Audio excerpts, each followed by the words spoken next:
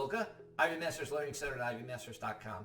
And today we're going to look at the very first question in the reading and writing section from this new digitally released test for the SAT. First sentence reads, researchers and conservationists stress that biodiversity losses due to invasive species is blank. For example, people could take simple steps such as washing their footwear and traveling to avoid introducing potentially invasive organisms into new environments. So let's look at the sentence, break it down. First of all, conservationists, someone's trying to conserve the environment, stress, they're emphasizing biodiversity. That's like having diversity in the biosphere, so lots of different plants and animals. So biodiversity loss, there's less diversity in the biosphere in plants and animals all around us due to invasive species. So an invasive species, invasive is from the same root as the word invade.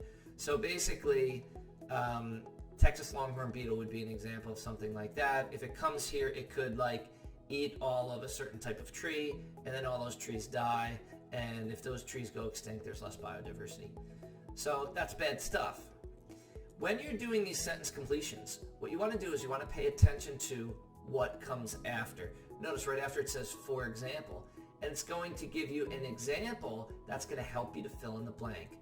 Then it says, people could take simple steps such as washing their footwear after traveling to avoid introducing potentially invasive organisms into new environments.